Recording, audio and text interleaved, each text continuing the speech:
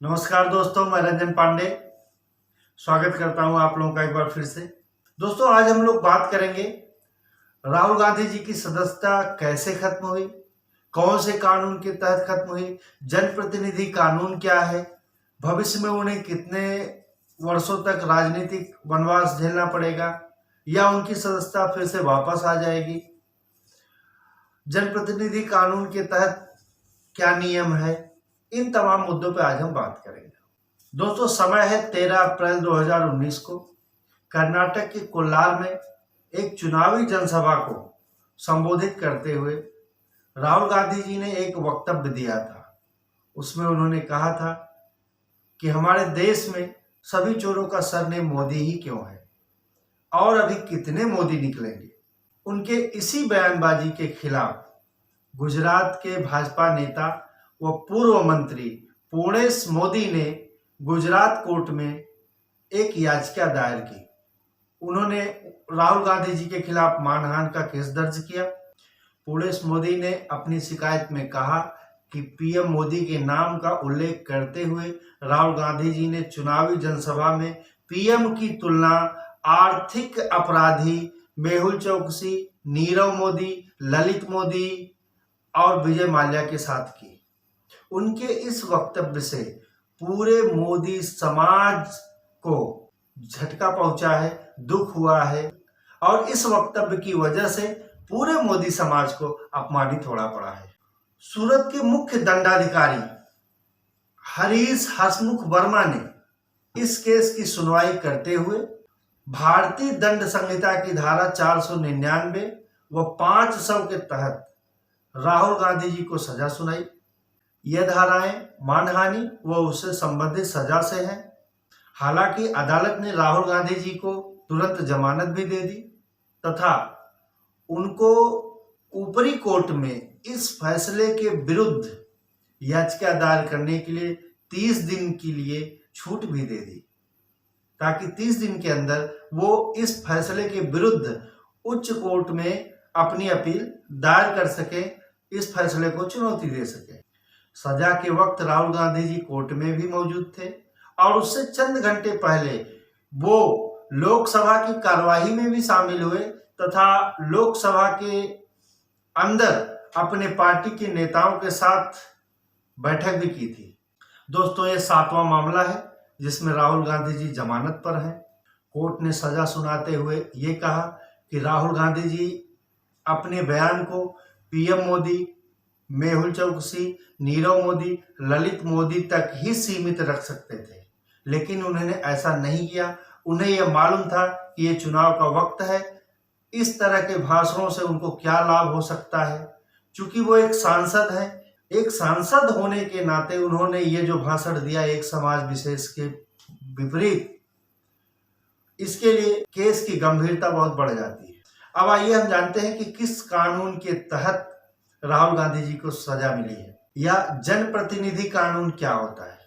दोस्तों, संविधान के अनुच्छेद 102(1)(e) के साथ जनप्रतिनिधित्व कानून 1951 के सेक्शन 8 के तहत ये प्राविधान है कि अगर कोई सांसद विधायक किसी मामले में 2 वर्ष या इससे ज्यादा समय की सजा पाता है तो उसको उस विधायी सदन से जिसका वो सदस्य है उसकी सदस्यता तत्काल समाप्त मानी जाएगी। और इसी धारा के तहत नेताओं को, हमारे माननीयों को 3 महीने की मोहलत भी दी गई है कि 3 महीने के अंदर वो अपने इस सजा के विरुद्ध ऊपरी कोर्ट में याचिका भी दायर कर सकते हैं।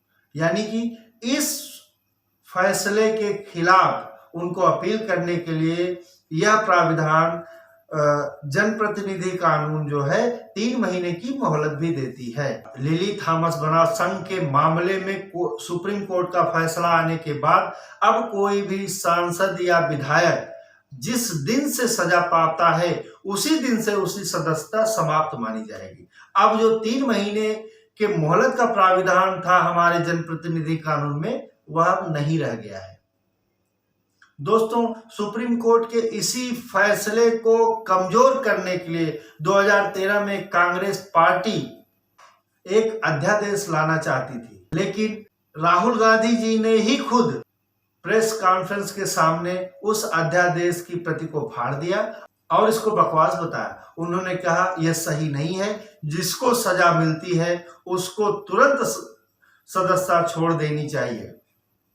अगर ये कानून आज होता तो राहुल गांधी जी को भी 3 महीने की मोहलत मिल जाती, क्योंकि जो 3 महीने की मोहलत मिलती थी उसके अगेंस्ट सुप्रीम कोर्ट ने जो फैसला सुनाया था, तत्कालीन कांग्रेस की सरकार उस अध्यादेश को लाके इस फैसले को निष्प्रभावी कर सकती थी, लेकिन राहुल गांधी जी के प्रति फाड़ने के बाद वो अध्यादेश नहीं लाया जा सका और सुप्रीम कोर्ट का फैसला बरकरार रहा। यानी कि अब जनप्रतिनिधि कानून के तहत अगर किसी भी सांसद या विधायक को किसी कोर्ट से 2 साल इससे ज्यादा की सजा सुनाई जाती है तो उसकी सदस्यता सजा के दिन से ही शून्य मानी जाएगी, अर्थात वह उस सदन का सदस्य नहीं रह पाएगा जिस सदन में वह वर्तमान में सदस्य होगा।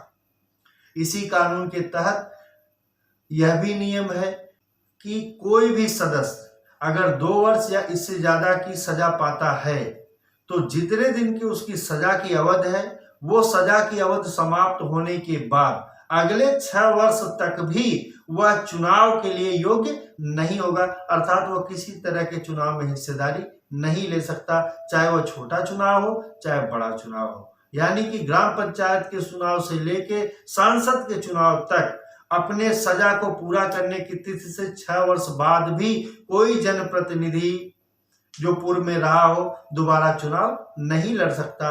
वो 6 वर्ष की पूरा करने के बाद ही वह कोई चुनाव लड़ने के योग्य होगा।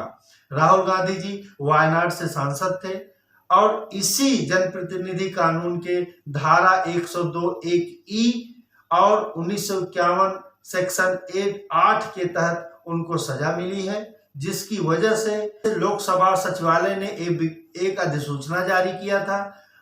लोकसभा स्पीकर ओम बिरला की अनुमति मिलने के साथ ही उनकी सदस्यता रद्द कर दी गई है, अर्थात लोकसभा अध्यक्ष की अनुमति किसी भी सदस्य की सदस्यता समाप्त करने के लिए लोकसभा में बहुत जरूरी होती है।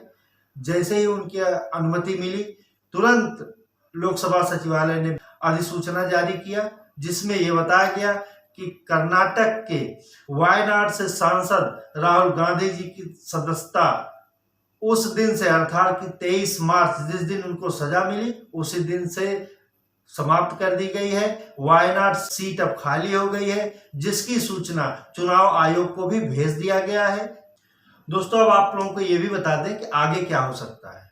सूरत कोर्ट के फैसले के आने के बाद राहुल गांधी जी अब इसे उच्च कोर्ट में भी अपील दायर कर सकते हैं, हाई कोर्ट जा सकते हैं, सुप्रीम कोर्ट जा सकते हैं। अगर इस फैसले पे हाई कोर्ट या सुप्रीम कोर्ट में स्टे मिल जाता है तो उनकी सदस्यता रद्द नहीं होगी, पुनः वापस हो जाएगी तथा उन्हें कोई हानि नहीं होगी। अभी उनके लिए रास्ते हैं, वो हाई कोर्ट भी जा सकते हैं, सुप्रीम कोर्ट भी जा सकते हैं। हालांकि आज राहुल गांधी जी ने अपने इस फैसले के खिलाफ सुप्रीम कोर्ट में अपील भी दायर कर दी है। अगर सुप्रीम कोर्ट इस केस पे स्टे लेता है तो उन्हें किसी प्रकार की क्षति नहीं होगी। आइए जानते हैं कि इसके बाद अगर सुप्रीम कोर्ट से या हाई कोर्ट से कोई लाभ न मिला या कोई सहयोग न मिला तो राहुल गांधी जी को क्या क्या नुकसान हो सकता है।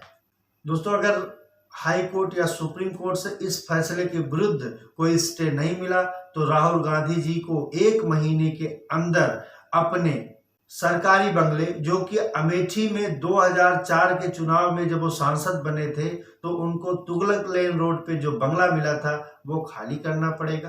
दोस्तों, राहुल गांधी जी की उम्र इस समय 53 वर्ष है।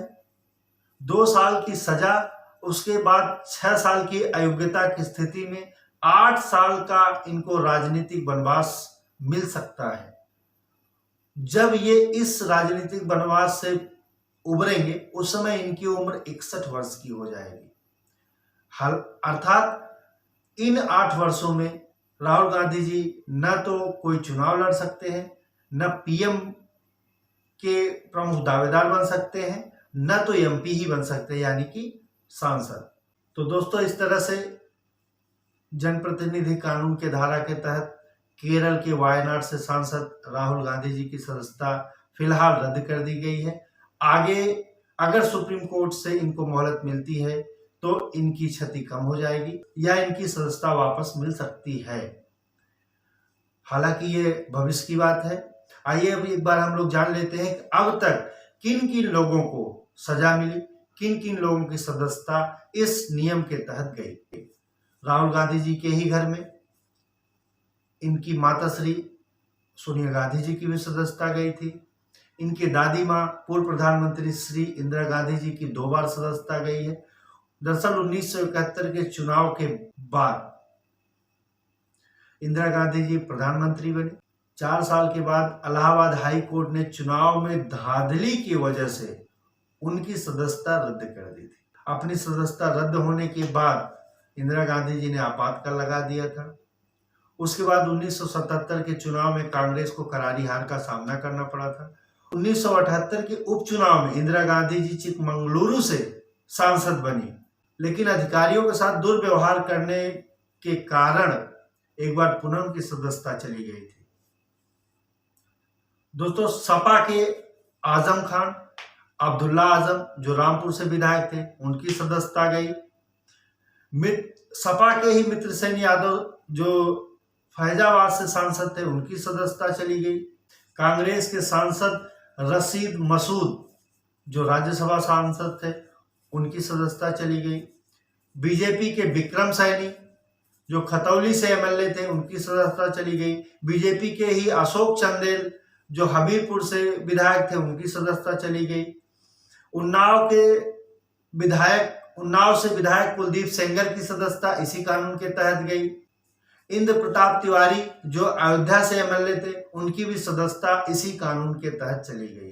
तो दोस्तों आज हम लोगों ने देखा कि राहुल गांधी जी की सदस्यता किस तरह गई, जनप्रतिनिधि कानून क्या है, हमारे माननीय भी किस कानून के तहत अपनी योग्यता को खो सकते हैं या अयोग्य हो सकते हैं। तो आशा है ये वीडियो आप लोगों को बहुत पसंद आएगा, और अगर पसंद आए तो लाइक, सब्सक्राइब और शेयर जरूर करिएगा। अपने दोस्तों साथियों को भी भेजिए ताकि उनको इस कानून के बारे में पता चले, वो भी जाने कि हमारे नेता लोग भी किस कानून के तहत अयोग्य घोषित किए जा सकते हैं। बहुत बहुत धन्यवाद आप लोगों को।